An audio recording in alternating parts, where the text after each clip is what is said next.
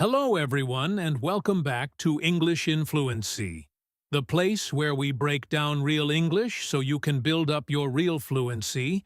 I am your host, Alex, and today we have a very special episode designed specifically for your ears. Have you ever been listening to a native speaker, maybe in a movie or a podcast or even just walking down the street, and suddenly you feel completely lost because the speaker said something, stopped, went back, and changed their words? You might hear something like, "I was going to the store. No, wait, I was going to the bank." And your brain freezes. You wonder, did I miss something? Is my English not good enough? Well, let me tell you a secret. You did not miss anything, and your English is absolutely fine. You just experienced a natural part of human communication called self-correction. And today, in this massive listening practice session, we are going to master this skill together so you never get left behind again. So get comfortable, maybe grab a notebook, and let's dive deep into the world of real, unscripted English. Today, we are going to listen to several conversations between friends, colleagues, and family members, and I will guide you through every single pause, restart, and correction they make. Because understanding these moments is the key to moving from an intermediate learner to an advanced, fluent speaker. Most textbooks teach you perfect sentences, sentences where the subject comes first, then the verb, then the object. Everything is neat and tidy, but real life is messy. Real life is chaotic, and real people rarely speak in perfect, full sentences without stopping. We change our minds, we forget a word, we realize we are giving the wrong information, or we just want to explain something better. And when we do this, we use specific signals that tell you, the listener, "Hey, ignore what I just said. Listen to what I am saying now." If you don't catch those signals, you get confused. But if you do catch them, your understanding of the conversation becomes crystal clear. Let's start with a very common situation. Imagine two friends, let's call them Mark and Sarah. They are trying to decide where to go for dinner on a Friday night. This is a classic scenario where people often change their minds. I want you to listen to Mark.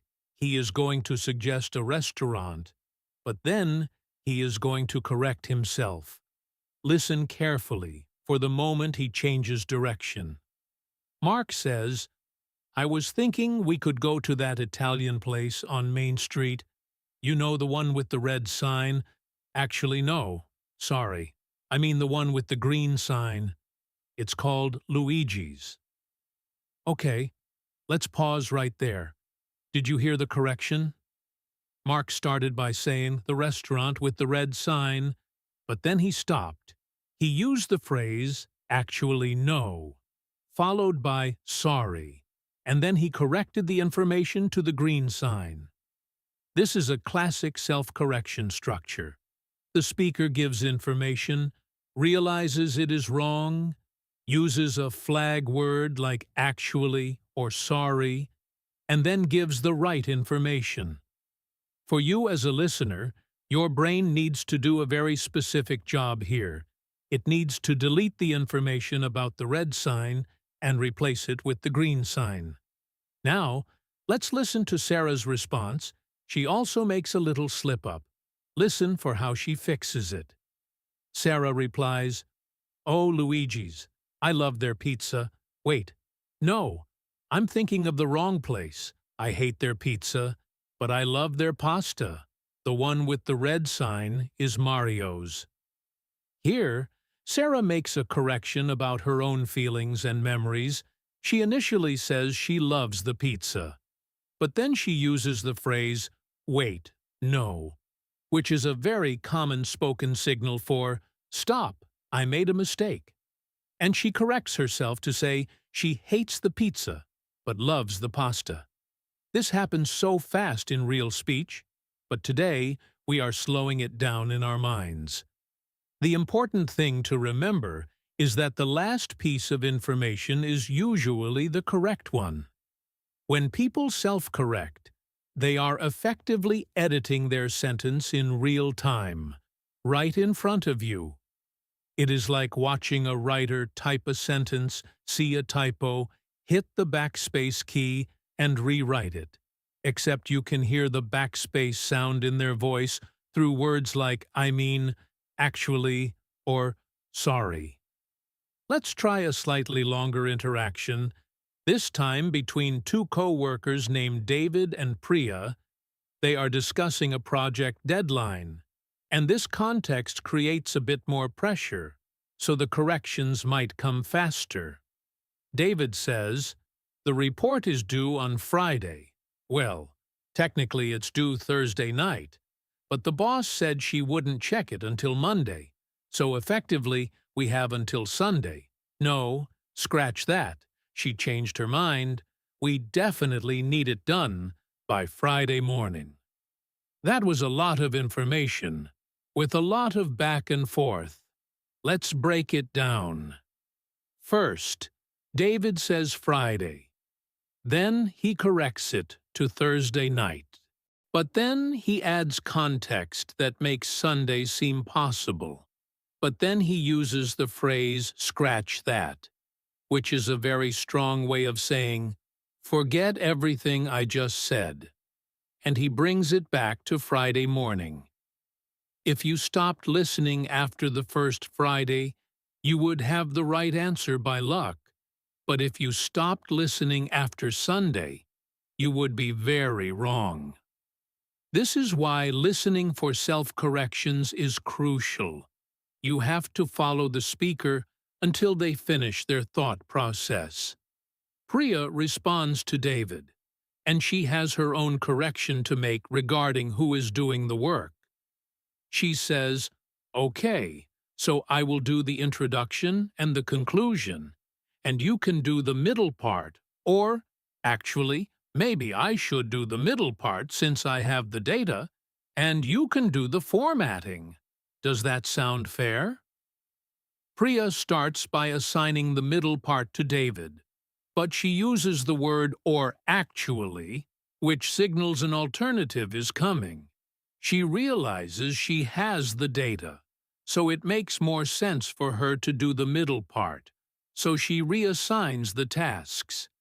If David wasn't listening for the correction, he might have started working on the middle section, leading to a conflict. In a workplace setting, missing a self-correction can actually cause real problems, which is why this skill is so vital for your professional English too. Now, I want to introduce you to a specific type of self-correction that often confuses learners.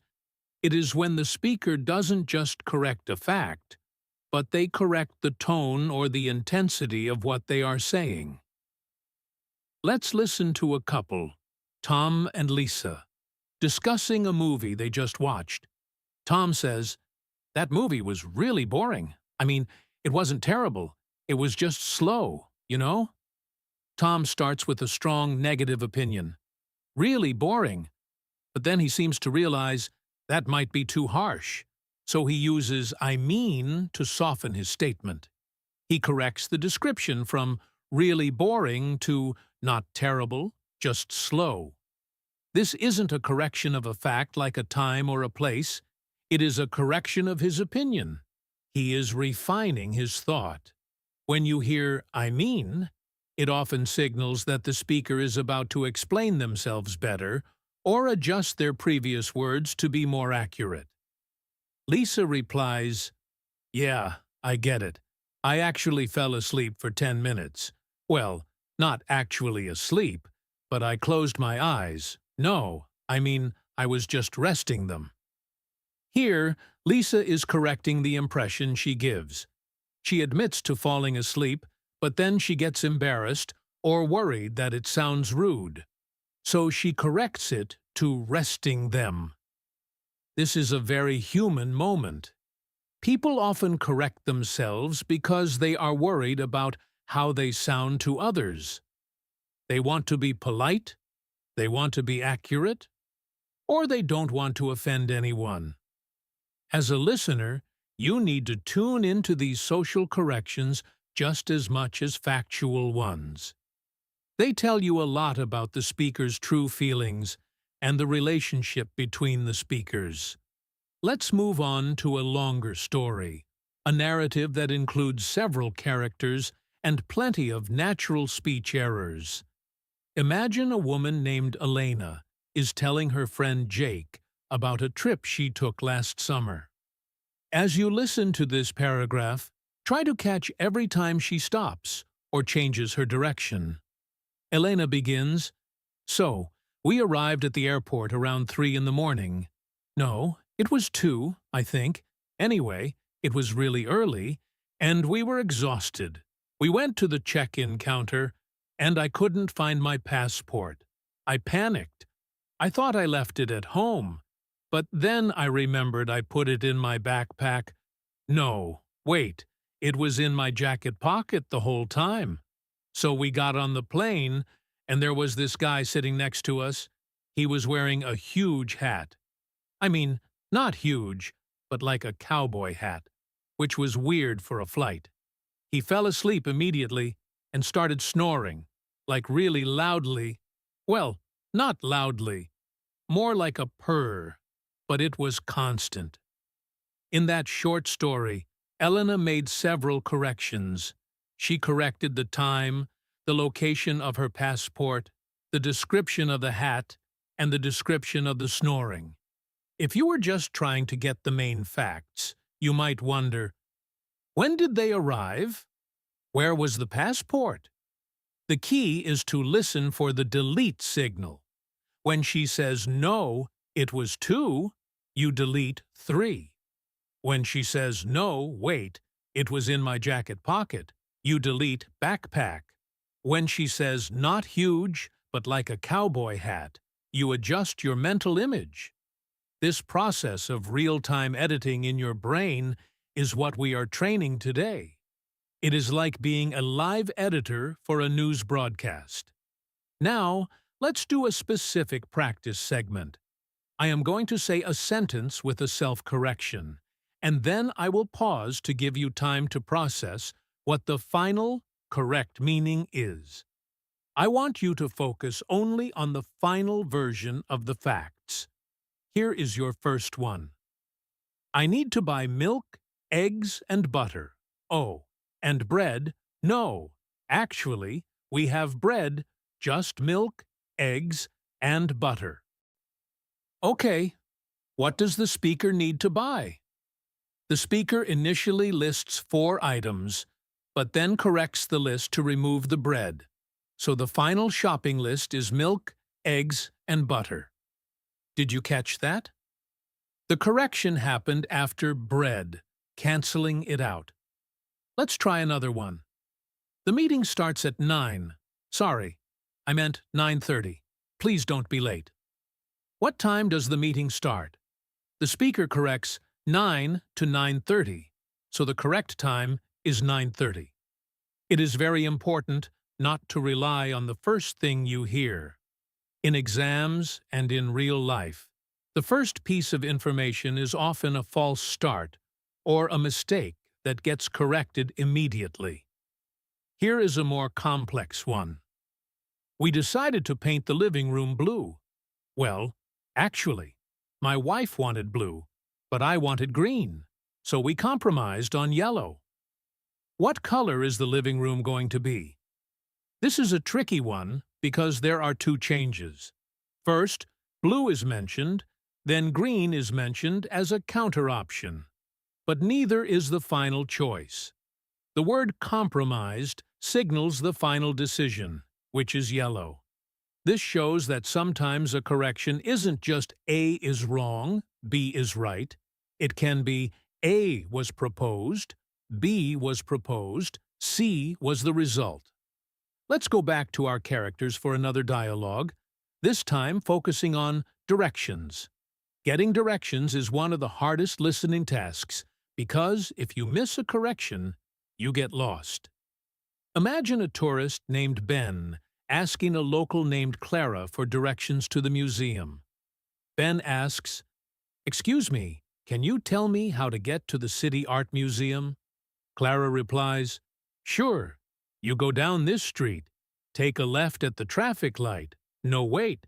That's a one-way street. You can't turn left there. You have to go straight. Then take a right at the next light. And then a quick left, actually. No, it's two lefts. It's confusing." Ben is probably very confused if he isn't listening for the updates. Let's parse Clara's instructions. The first instruction, take a left, is cancelled by no, wait. The new instruction is go straight. Then she says, take a right, which stands. Then she says, a quick left, but then corrects it to two lefts. So the final path is go straight, take a right, then take two lefts. If Ben had just heard take a left at the beginning, he would be turning into a one-way street, which is dangerous. This highlights why confirming information is so important, and why you should always feel free to ask, so, go straight, then right, then two lefts, just to be sure you filtered out the mistakes correctly. Now, let's talk about the words we use to signal these corrections. At the B1 level, you are probably familiar with sorry and excuse me, but in the flow of speech, we use much more subtle signals. One of the most common is well. For example, I really want to come to the party. Well, I have to work late, so maybe not. Here, well signals a change in the plan. It isn't a sudden stop like oops, it is a more thoughtful transition. Another big one is anyway. We often use anyway when we realize we have been rambling or giving wrong details, and we want to get back to the main point. In Elena's story about the airport, she said, "It was 3 in the morning. No, it was 2, I think. Anyway, it was really early." She used anyway to stop arguing with herself about the exact hour and move the story forward. Another very common signal is the phrase, or rather. This is used when you want to rephrase something to be more precise. For example, he is very rich, or rather, he used to be rich before the market crash. The speaker isn't necessarily saying the first part was a lie, but they are refining it. Or rather, is a sophisticated way to self-correct that you will hear in more formal or educated speech. Then there is the phrase, to be more specific. You might hear, the file is in the cabinet. To be more specific, it's in the top drawer of the gray cabinet.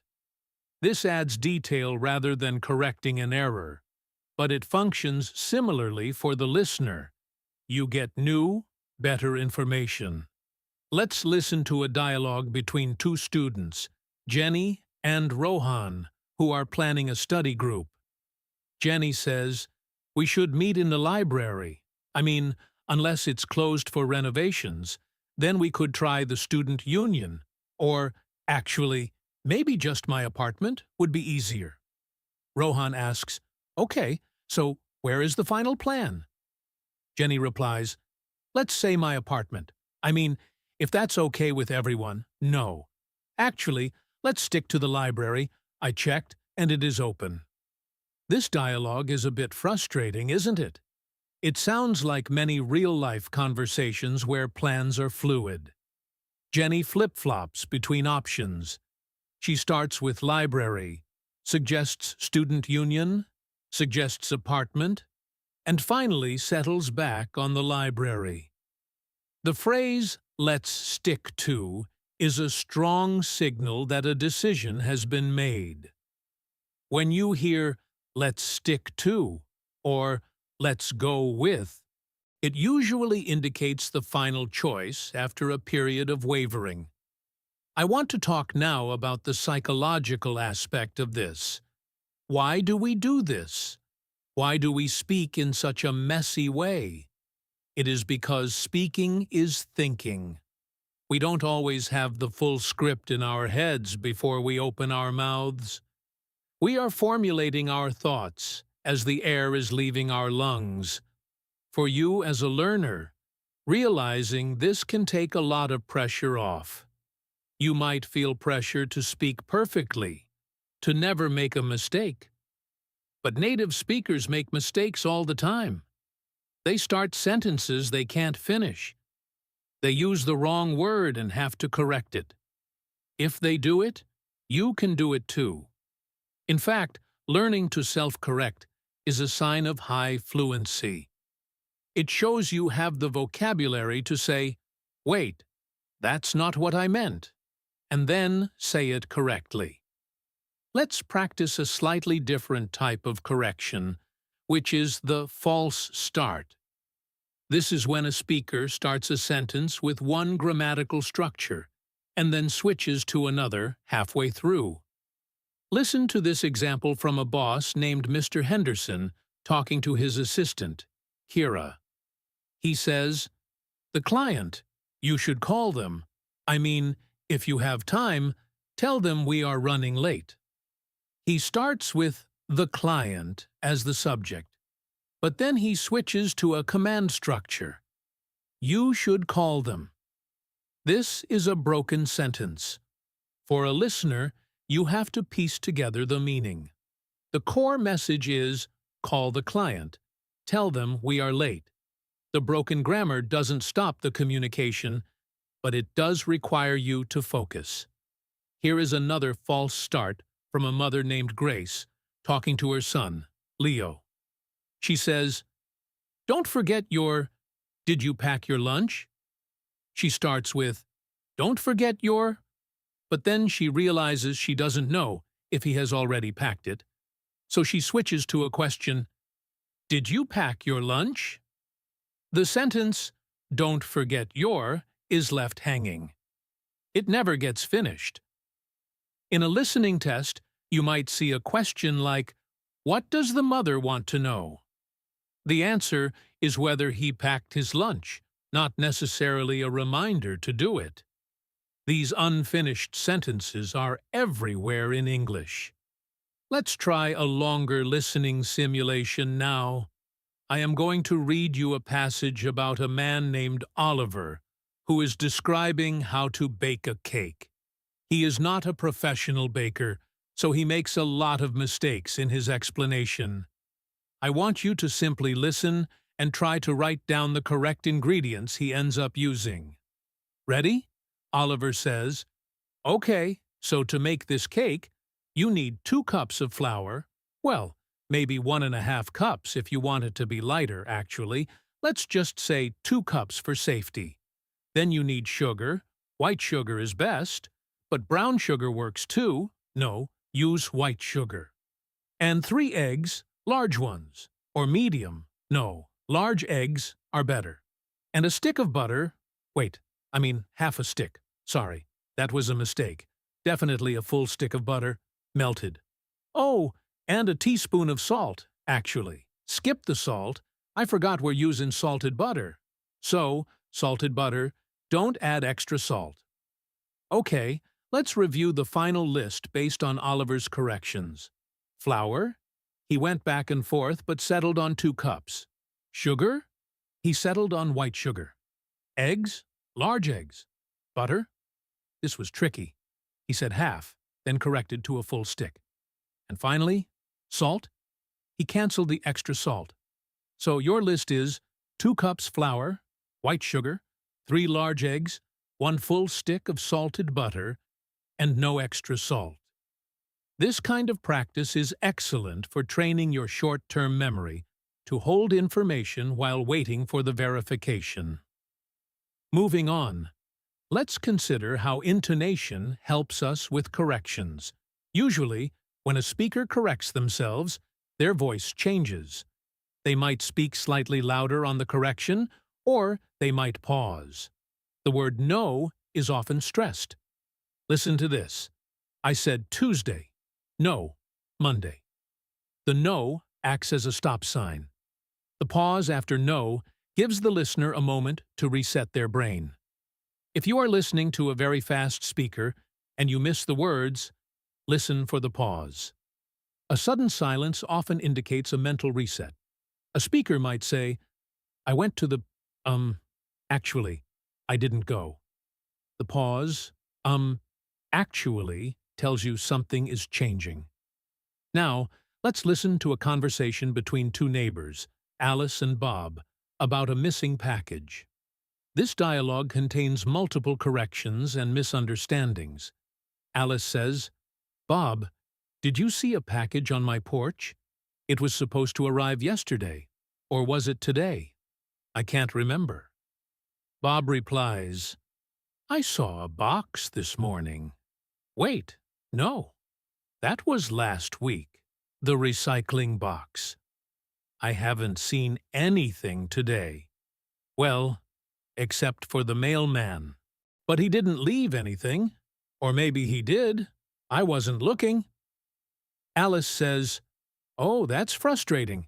I need that package. It's a gift for my sister. My mother. It's for my mother's birthday. Bob adds, Well, check the tracking number. Or maybe call the company. Actually, check with the neighbors first. Maybe they have it. In this conversation, Alice corrects who the gift is for, sister to mother, and Bob corrects when he saw a box, this morning to last week, and his advice, call company to check neighbors. It feels like a chaotic conversation, but this is authentic English. If you were summarizing this, you would say, Alice is looking for a package for her mother. Bob advises checking with neighbors. I want to touch on the phrase I mean again, because it is the king of self-correction phrases. Sometimes it doesn't correct a fact, but it corrects the way you said it. For instance, he's he's very lazy. Here, the speaker was looking for the right word. They started with a bit, realized it wasn't strong enough, used I mean as a bridge, and then found the stronger phrase, very lazy. When you hear I mean, get ready for a clarification. It helps you follow the speaker's logic. Let's try a scenario involving numbers, as these are often corrected in business contexts. Imagine a real estate agent named Susan talking to a client named Peter. Susan says, This house is listed at $400,000, but the seller will probably accept $375. No, that's too low. Maybe $395. Well, let's say $385 to be safe. What is the realistic offer price? Susan adjusts the numbers several times. The safest interpretation is her final, let's say, which suggests a strategic offer of $385,000. She is negotiating with herself, out loud. This happens often in negotiations. You hear the person thinking. As a listener, you are essentially eavesdropping on their thought process. We also use self-correction to soften a blow or be polite. Imagine a doctor, Dr. Eris, talking to a patient. He says, The test results show a small issue. Well, not small, but manageable. It's something we need to treat, but it's not, life-threatening. Or, it shouldn't be if we treat it now. The doctor starts with small, corrects to manageable, then stumbles over life-threatening.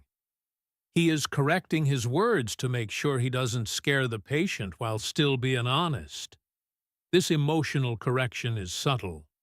He backtracks to ensure the emotional impact is correct, not just the medical facts. Let's have a story time now. Listen to this story about a disastrous camping trip told by a guy named Steve. Try to catch the corrections regarding the weather and the equipment. Steve says, We went camping last weekend, and it was a disaster. We checked the weather, and it said sunny. Well, it said partly cloudy. No, it actually said sunny. But it poured rain the whole time. We brought a tent, A four-person tent. Or was it a two-person? Anyway, it was too small, and it leaked. We had tarps, or I thought we had tarps, but actually, I forgot them in the garage.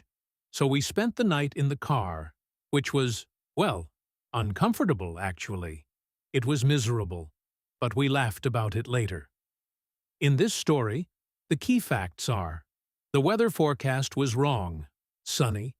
It rained, the tent was too small and leaked, the tarps were forgotten, and they slept in the car. The corrections here, or was it?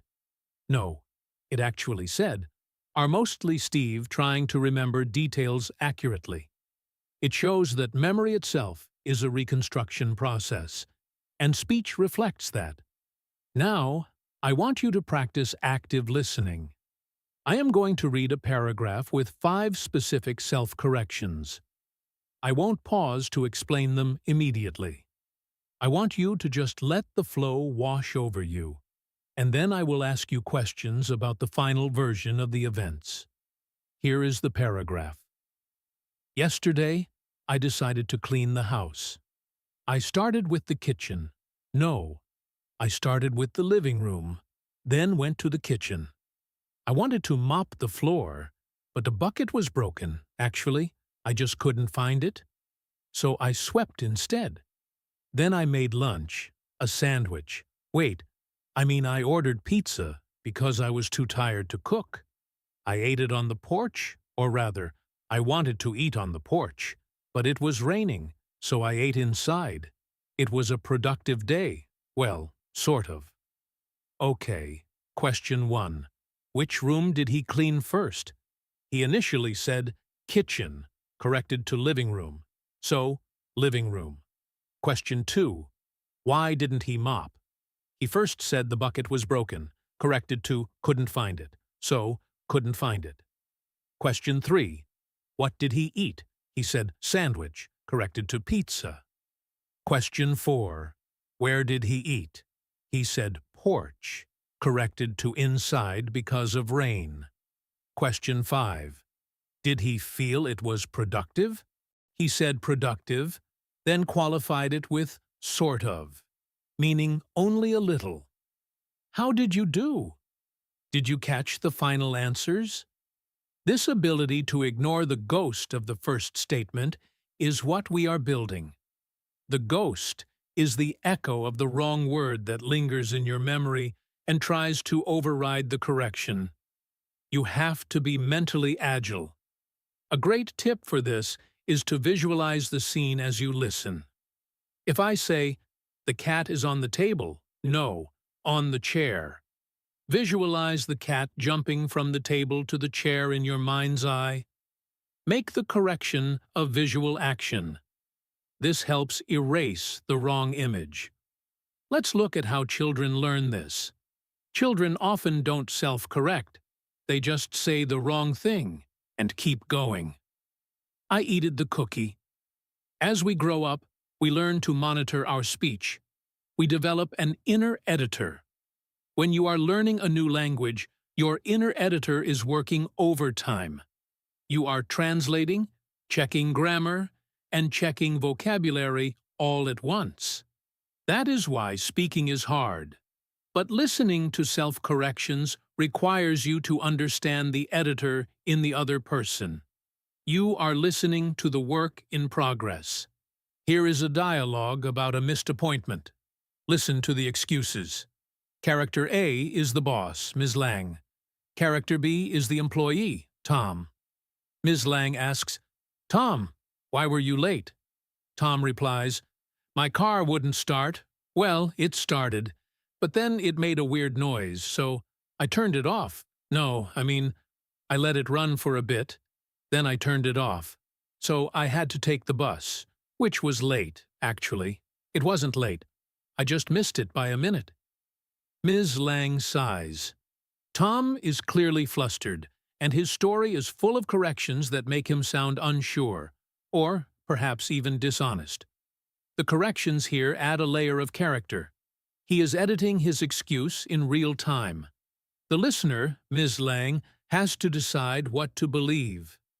Usually, The most rehearsed part of a lie is the first part, and the corrections are where the truth slips out, or where the fabrication gets messier. I turned it off. No, I mean, I let it run. This hesitation suggests he is constructing the story as he speaks. Let's do a segment on clarification requests.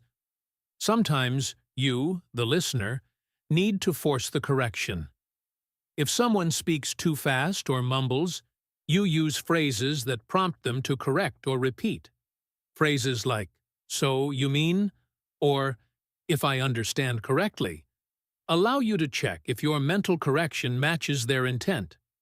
For example, if a friend says, "I'm moving to Chicago next month." Wait, no, next year.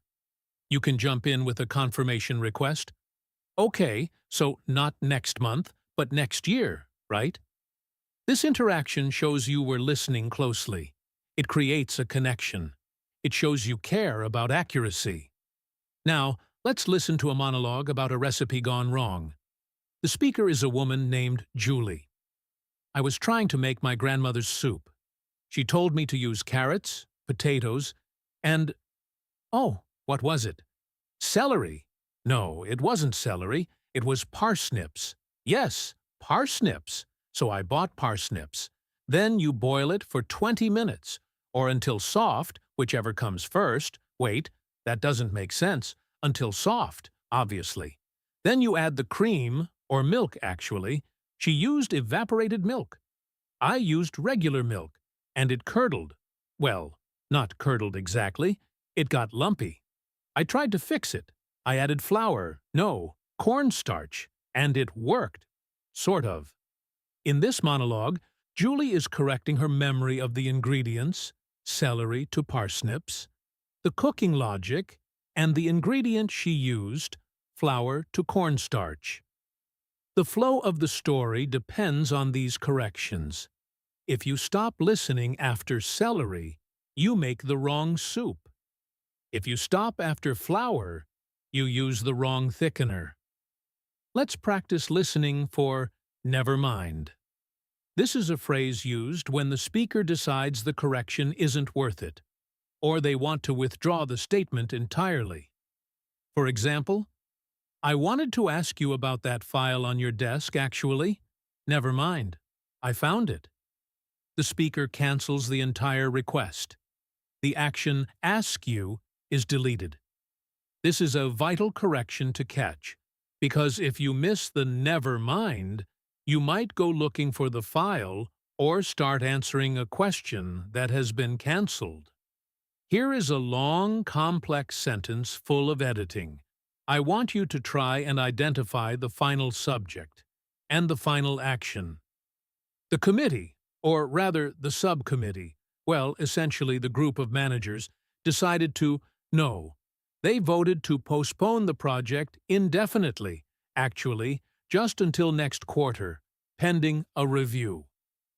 Who decided? The group of managers. What did they do? They voted to postpone. When until? Until next quarter. The phrase indefinitely was corrected. This is a dense sentence, typical of business English. It requires you to filter out the administrative jargon and the second-guessing to find the core meaning. Let's consider a situation with a travel agent. Agent, we have a flight leaving at 8 a.m. with a stopover in Dubai. No, actually, it's a direct flight, but it leaves at 6 a.m. Or there is the 9 a.m. flight with a stop in London. Wait, not London, Frankfurt. The Frankfurt stop is 2 hours. Customer, I prefer the direct one. Agent, the direct one is, let me check. Yes, 6 a.m. This dialogue is a test of your ability to map options. Option A, 8 a.m. cancelled, replaced by 6 a.m. direct. Option B, 9 a.m. via Frankfurt. The correction of the stopover city is crucial. If you thought it was London, you'd be looking for flights to the wrong hub. Now, I'd like to shift gears and talk about how to practice this on your own. The best way is to listen to unscripted content. Podcasts where friends chat, interviews, or vlog-style videos on social media. Avoid scripted news or dramas for this specific exercise. Listen for the the you, the I mean, the sorry, the actually. Every time you hear one, pause the audio. Ask yourself, what did they just delete? What did they just add? This active engagement will rewire your brain to expect messiness. You will stop panicking when people stutter or restart, and you will start waiting for the resolution. You will become a patient listener. Let's do one final long simulation to bring all these elements together. This will be a story about a chaotic day at a wedding. I will play the role of the narrator, describing the events, and I will include many natural speech errors and corrections. I want you to visualize the scene and correct the details in your mind as we go. It was the day of Sarah and Mike's wedding. The ceremony was supposed to be in the garden, but it started raining. Well, actually, it started hailing. No, just heavy rain. So we moved everything inside to the lobby, or rather, the ballroom, because the lobby was too small. The bride was late. She was stuck in traffic. No, her car broke down, actually. The limousine got a flat tire. She arrived 20 minutes later. Or was it 30? It felt like hours. She walked down the aisle. She walked through the tables, since we were inside. Her dress was white. Well, ivory.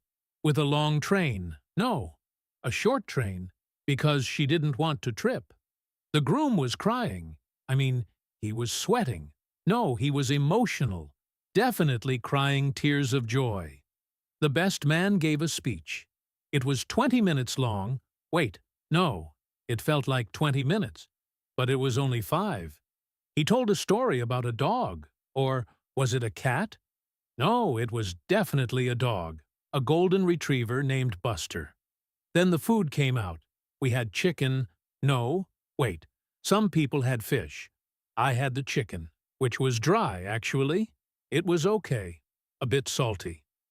We danced until midnight. Well, until 11, because the band wanted to leave, actually. The venue closed at 11. It was a beautiful disaster. A memorable night. Let's review the facts of the wedding based on the final corrections. Where was the ceremony? Ballroom. Why was the bride late? Limo, flat tire. How long was the delay? Felt like hours, but likely around 20 to 30 minutes. Dress color? Ivory. Train length? Short. Groom's state? Crying tears of joy. Best man's speech topic? A dog named Buster. Food quality? Okay, a bit salty. Time the party ended? 11 p.m. How would you describe the day? Memorable. If you had written down the first thing you heard for every detail, your notes would have been completely wrong. Garden, hail, lobby, traffic, white dress, long train, sweating, 20-minute speech, cat, dry chicken, midnight. That is a totally different wedding. This demonstrates the critical importance of listening through to the end. Never assume the first draft is the final draft in spoken English. We have covered a lot of ground today. We have talked about false starts, where the sentence structure changes midstream. We have discussed factual corrections, where wrong numbers or names are fixed. We have looked at polite corrections, where speakers soften their language. We have analyzed structural markers like, actually, or rather, scratch that, and never mind. And we have practiced listening to stories and dialogues filled with these traps. Remember, listening is not a passive activity. It is an active process of building a model of reality in your head based on the sounds you hear. When a speaker self-corrects, they are telling you, update your model. They are giving you a software patch for your mental image. If you ignore the patch, your software crashes. If you install it, everything runs smoothly. I hope this extended session has helped you feel more comfortable with the messiness of English. Do not be afraid of it. Embrace the pauses, the stutters, and the corrections. They are signs of a living, breathing language being used by real people. Your goal is not just to understand textbook English, but to understand the person speaking to you right now, with all their hesitations and changes of mind. Thank you so much for joining me, Alex, here on English in Fluency. If this lesson was helpful for you, if you caught the corrections and improved your listening skills, please do me a huge favor. Hit that like button, subscribe to the channel, and tap the notification bell so you never miss a chance to practice with us. We have new videos every week designed to take your English to the next level. And here is a call to action for you. Go into the comments section below and write a sentence about your day. But I want you to include a self-correction in it. For example, I drank coffee this morning. No, actually, I drank tea. Practice writing it, practice saying it, and get used to the rhythm of correcting yourself. It makes you sound more natural and more fluent. Until next time, keep listening, keep correcting, and keep moving towards fluency. See you in the next video.